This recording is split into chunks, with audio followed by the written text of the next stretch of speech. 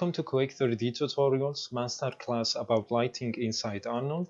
And in this video we're going to talking about the fill light. The fill light is the light we're going to fill our location with, but without filling it too much, because we want to have other light to affecting our scene. So here we're going to the high shade. And in this case we have apply one shader for them all, but of course when you have a different shader you need to apply it for any shader you have created. So now we're going to something called Emission, and from here we just click on it and choosing Arnold shader ambient occlusion. So, and sometimes we don't need this, so we can just deleting it. Now we want talking a little bit about this. We have it inside Emission. If we just putting it to be 1, all the shadow information will not affect. And the other thing is we need also lighting or scene by fall off. So let me show you this. So now we're going to put this 0.2 and going to the render. Just rendering it out.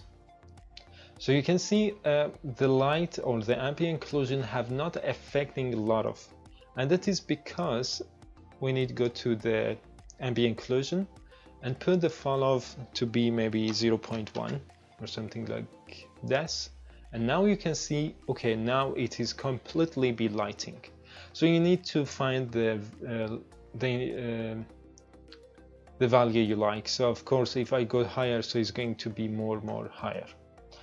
And the other thing is about the ambient occlusion, there are kind of noise inside the image. So if I just holding shift and focus in this area, to reduce these I can just use the samples to make reducing it, so as you can see.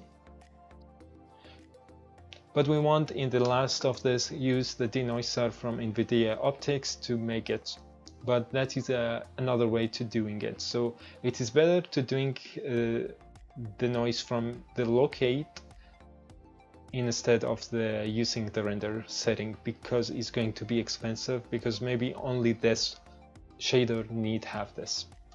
So now we have lighting the scene, but before we go to the other one, there are some important thing we need to know about this shader also, which is let me stop this for a moment. So this shader here, if I double click on it, there we go. If I just put this one to be 100, you can see the it's going to make it very light, and all the light we have in the scene, it will not affect it. So that is important, you don't doing it. But if I make it too high, so you can see the shadow is very tiny and I can kind of not seeing it. So that is important, just to putting it to be a little bit lower number. And the other thing is, if you have a shader, let's see, the shader you have in the scene is kind of pink color. So you can see the other thing is not pink, only the area the light came in is going to show the pink color. So to fix this, you need to put your texture you have created for the base, which is here, need to be applied to ambient. Instead of the white, you need to grab it. So if we're looking now, we have getting it completely pink, so it is look like everything is pink. But for now we're just putting it back to the white. So now we are back to the white again. Now, so we have filling it with this. The other thing we need to use where the light came from. So in this case we have one window, so this windows the light came from. So I just stopping it. So we have another light called area light from Arnold. You can finding it inside Arnold lights area light. So what we have done is basically putting an area light behind the windows So the light coming from the outside to inside. I'm just putting it to be the camera instead of the other. So here we go. So as you can see now, we cannot see it, and that is because we need to select it, go to the exposure and putting it maybe 5 or something like this. So now you can see, I don't know if you can see, but kind of is going to shine yet. So if you want have to be very more, so you're going to buy a little bit higher number. And now we're getting kind of noise inside our images. To fix this, maybe I'm putting it to the 7. To fix this, we need to go to the samples once again and putting it to be 3, and we're getting nice clean light information. And for the